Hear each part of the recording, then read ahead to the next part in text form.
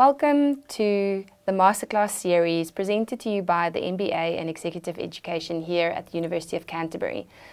In the Masterclass series, we talk about topical issues with industry leaders, and we also look at success stories like Nick James, who we're talking to today. And today in particular, we're going to focus on not your career ladder, but your career jungle gym and the tools that you need in your toolkit in order to get to where you want to get. Nick, please do a little introduction. Thank you for inviting me along today. My name's Nick James. I'm the CEO of a group of companies that operate in the sustainable property services industry. And I'm a MBA graduate from 2002, so 20 years celebration this year. Yeah, so thank you. Thank you for having me. Tell us a little bit about your career. I like to think of my career as being quite eclectic. I've seemingly done a lot of things in a lot of different industries, but when I look back in hindsight, it's all led me to where I am today. So, for example, when I left school, I became a policeman in the UK. I was a police officer for a couple of years, and then soon after the Falklands War, I decided that I wanted to go and test myself with the longest and hardest military training in the world, which was the British Royal Marines Commandos. So off I went there and eventually became an officer, and I was there for nearly 7 years, after which I then joined the police force again in Edinburgh, in Scotland. And I was a policeman for a while, and in '95, my then wife and I decided to come to New Zealand. We'd never been here before. It was an exciting thing to do. We decided we wanted to live and work abroad, and New Zealand was where we threw the dart in the map. And but when we came here, we found it incredibly hard to get jobs, incredibly difficult. I thought I was a middle manager with lots of experience from the military, but I was an immigrant. I was new to the country, and there seemed to be a reluctance to take on people in that kind of role. And so I did a number of low-level roles. And actually, it's a good learning experience because I sold sticky tape for a while. I was a private investigator for a while. And so what you do when your back's against the wall. Now, the easiest thing for us to do would be to put a hand up and go back to the UK. But we didn't. We stayed. Okay? And we were quite firm that we'd burnt our boats. We were not going home. And so I met a guy who at that time was working for ACC in Auckland, who was actually a police cadet with me in Birmingham 20 years before. And I hadn't seen him from that day until this. And he was able to open a door for me, which got me into the ACC in Tauranga. And so I went and became a fraud manager in Tauranga for a year, and then was transferred down to Christchurch as the regional fraud manager. It was during that time that I realised getting an MBA would actually increase my promotion prospects. And then, as I mentioned, we then went on to AMP and got an opportunity to go and live and work in Australia. Australia was a phenomenal experience. It is an expensive place to live. It is like no place on earth, and it's really hot. The two things that I would say about Sydney. But again, I learned a lot. I became the CEO of a design engineering business, and I was made redundant twice. I set up my own company and ended up doing sales training for Yellow Pages, for the Commonwealth Bank, for Qantas, along with another business. And then decided in 2014 to come back to New Zealand. It was after the earthquake. My ex-wife and my daughter were still living here in Christchurch at that time, and I wanted to be closer to her. And so my current wife and I moved back with our sons, and I worked for a glass company, a national glass company, for a few years within the construction industry, and that was incredibly dynamic. It was an amazing time. The company listed during that time, so it was quite exciting. And then I got an opportunity to work in the commercial cleaning business, commercial cleaning industry, which is not something that I was overly excited about. But I'd remembered an experience from Australia when I was made redundant from the CEO's position. I thought I was a high-flying executive, and I was offered a job as a sales manager being paid $100,000 a year, and I decided that I didn't get out of bed for $100,000, and how stupid of me. And so I know the person that subsequently took that job, and he still has it now, and is the global sales leader for this particular organization, making a significant amount of money. And so when the opportunity with the commercial cleaning company came along, it was a gift horse I couldn't overlook. And so I started with Jani-King Commercial Cleaning just 4 years ago as a manager here in Christchurch. And 4 years later, I'm now the group CEO. We own 4 separate businesses. We're currently have exponential sales growth. COVID and the disruption around COVID has been an amazing learning experience for both me and us as a company. We've invested in an eco-benign system, eco-benign meaning that it doesn't harm the environment at all, and that's a probiotic cleaning system, and we're the only commercial cleaning company in New Zealand that offers a probiotic cleaning system, which means that we're not damaging the environment with our cleaning. There's no harsh chemicals used in our cleaning, and that certainly is a message that's resonated. And it's a risk to take on something as an industry leader, but it seemingly has been very successful for us. And so I sit here today, as I say, a bit of an eclectic background. I've got, I've done conference speaking. I've done a number of exciting engagements. But the job that I do now is outstanding. It's the best job I've ever had. Yeah. And I don't think I would have it if I hadn't have had all of those other experiences or I hadn't have done the MBA. So it's been a bit of a full circle for me, I think. Well, I heard the other day, there's no such thing as a career ladder anymore. It's a career jungle gym. Sounds like and that's right. No, I think that would be fair. But if you've got the resilience and you've got the attitude and you've got the personality, there'll be other opportunities. Yeah. Let's talk a little bit about your MBA journey and just the path that got you to doing an MBA as you were doing it and then afterwards as well. So why did you do an MBA? Gosh, way back in the 90s, when I came to New Zealand, I did a various amount of jobs and eventually ended up working for the Accident Compensation Corporation. And I quickly realised that if I was going to get ahead at all, then I needed some qualifications. I moved to Christchurch in 1999, and that was really the catalyst for me applying for an MBA place with the then director, Suzanne Worrell. And based on my experience in business and from my military career, I was lucky enough to be accepted for the 99 intake. I had a interesting introduction to the MBA. Being an ex-military man, as I suggested, being on time is usually something I pride myself on. And the very first lecture or the very first presentation on day one, I was running 5 minutes late, and Suzanne had started the presentation. And I came into the room a little bit late and snuck in at the front. And I was passed some bits of paper, and I quickly realised that within the first 5 minutes, I had 2 assignments due within the first couple of weeks. And so I was a bit perturbed by that, and so I put my hand up, and Suzanne was kind enough to pick me, and I asked her that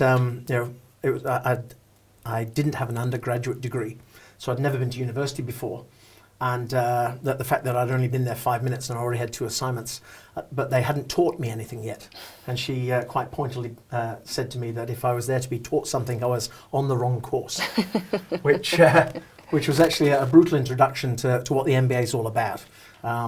Prior to doing the MBA, I thought I knew a lot, and quite quickly I realised that I knew nothing, particularly about running business and particularly about certain industries and certain industry segments.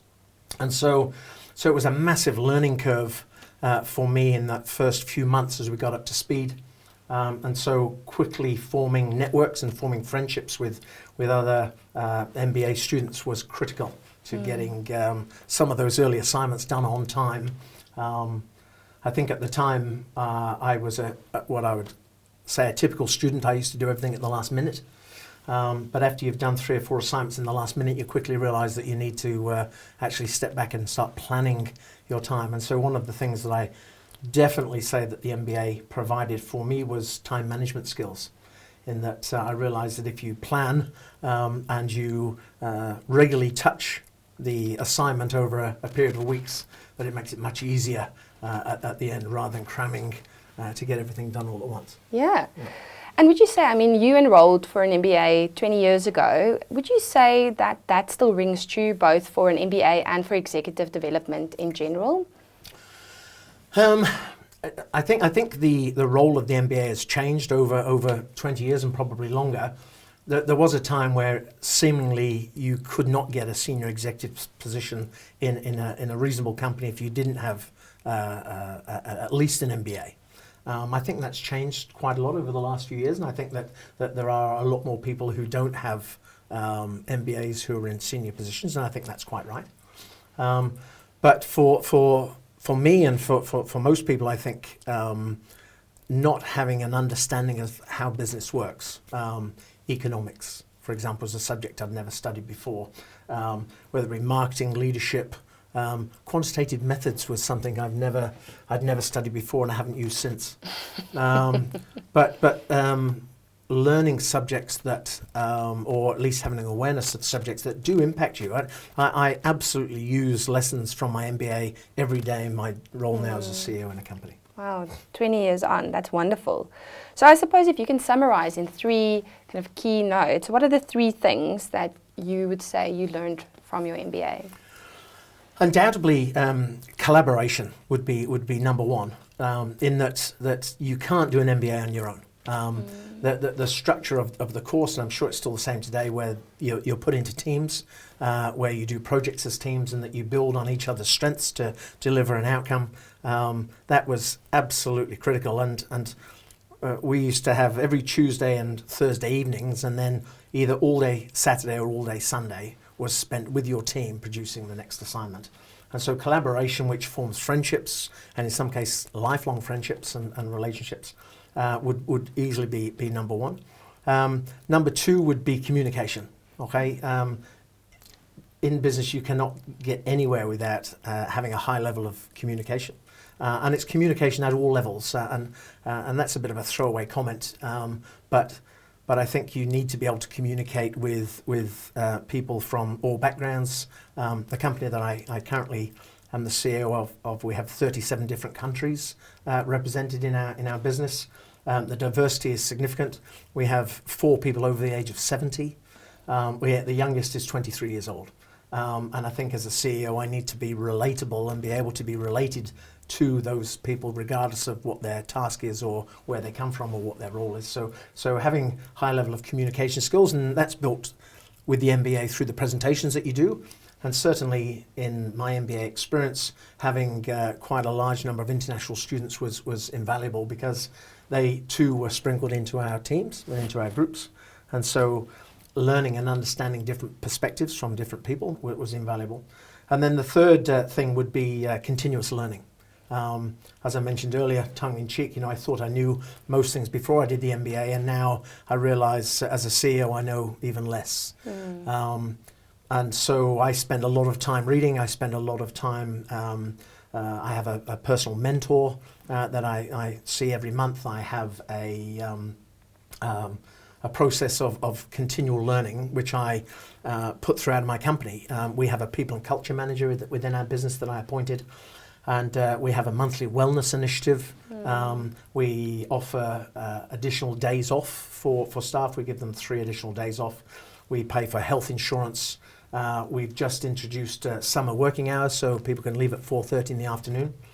And all of that is about creating an environment where people are comfortable and can be successful. And if I was to relate that back to UC and the MBA course, I think what the university was able to do was to create an environment for learning, and then you overlay that with the friendships that you make, the collaboration that you do, the communication skills that you pick up, and then that environment for learning is a tremendous opportunity for anybody. And so I now overlay that into my own business, where I think it's really important that I create an environment for people to be successful. And so we have project teams where I get people from different parts of the company and different roles, look at a specific challenge, and then they come back and report and we make decisions to go forward. That makes it very collaborative.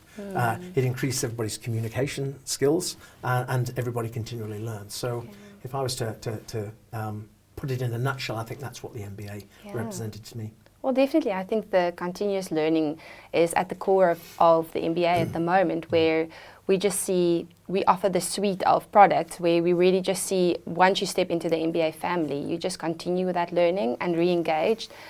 You're good friends with a lot of the UC MBA alumni, and Correct, you shared some interesting stories around how those connections worked. Absolutely. There's a couple of absolute gems. As I mentioned, I worked for Accent Compensation for a number of years, but whilst on the course, a good friend, Nigel Rukuwai, who was working for AMP at the time, there was a job became available in the office where he was working, and he assisted me to apply, and I then went to work for AMP for 4 years and became a business manager with them, which was a fantastic experience. I really loved it. And then another guy off the course who was a good friend of ours, Robert Carlyle, became the CEO of a business in Australia, and he invited me over to become their national sales manager. And so my wife and I picked up our children, and away we went to Australia for 10 years. And whilst in Australia, I later became the CEO of a design engineering business. I set up my own company, and it wasn't all success. I was made redundant twice. Life is not a straight line. Life is a journey of pitfalls and mountains, and I think the resilience that you build from the network that you build within the MBA is important. I think some of those friendships and some of those opportunities that the MBA created for me was outstanding. Certainly would not be where I am today had I not had that experience. Another thing which I found was quite good. As an ex-military guy, I've always been quite fit, and so I do or have done quite a lot of Ironman triathlons. Now, to complete an Ironman triathlon is quite a dynamic and an exciting event. But if you turn up at the start line, you haven't done any training, you're really in for a long and hard day. It's not impossible, but it's a long and hard day. And I would say the same about anybody who is interested in starting an MBA. It's exactly the same principles. If you're going to do an Ironman, well, get yourself a coach, get yourself a training plan, have determination, consistency, discipline, and if you follow the program and you do what you need to do, then you're likely to get to the finish line. You might not win, but I assure you the last 100 metres of an Ironman is euphoric. It is the most exciting place to be in the world when you've just spent anything from 10 to 17 hours on a race course. The MBA would be exactly the same. If you got yourself a group of friends that were able to provide you with mentorship and friendship, if you had a plan for how you were going to tackle your assignments, how are you going to fit it into your life? I had a young child, I was doing sport, I was working full time, and I needed a plan as to how that was going to work every day, every week. And if you don't have a plan, it makes it really, really hard. Yeah. And then suddenly the stress and pressure of having an assignment due every 5 minutes starts to become overwhelming. Whereas if you're consistent and you've got discipline and you importantly know and have vision for where you want to be. I always felt that I wanted to be a CEO. When I left the Marines in 1991, my ambition at some stage in the future was to be a CEO. And that's important. Now, the journey on the way has been anything other than linear. So if you've got a vision and you've got a plan and you stick to it and you're flexible and you want to, and you have to take the good with the bad, then doing something like an MBA will teach you some of the disciplines that you need. And as I say, it was 20 years ago, and I still use some of those very skills that I was taught all those years ago. Yeah, certainly I think the MBAs of today are mostly doing it part-time, like yourself. And those skills around just leading not only others, but yourself as well, I think is critical to the success not only of completing the degree, but also being successful in other parts of your life as well. Yes. Just understanding where to focus your energy, how to time manage, how to do all these important things. 100%. And I think if you're generally thinking about doing an MBA, you've got to know why you want to do it. When I'm talking to new salespeople in my organisation, I tell them they have a choice. And the choice is that you chose what you wear today. You chose what you had for breakfast. Yeah. You chose what way you drove to work today. We have choices every single day in our life. How about making a choice to, if you're going to do a period of study over 3 years, how about choosing to be the very best? How about choosing to get A's? Because it's a choice. You know, you choose to fail, you choose to get Bs. If you choose to get As, and you, as I mentioned, if you plan and you collaborate, and you communicate with people to help you, and you continuously learn, then you're more likely not to get the outcome that you want. Yeah. And it's a conscious choice. I choose to be the best CEO that I can be, and that's a conscious choice.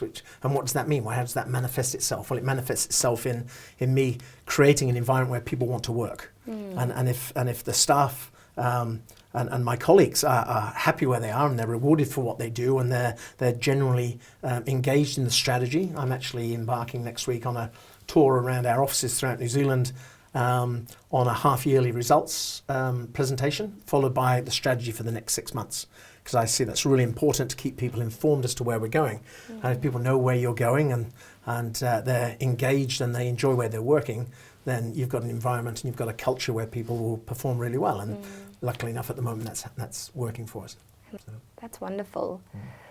So you mentioned earlier that, you know, before the MBA, you thought you knew everything, Yes. and you very quickly realized that you didn't. And you've also alluded to just your growth mindset and your learning orientation that resulted from doing your MBA. How would you say you're different today to the person you were before embarking on this journey? I think fundamentally it's in how I choose to learn.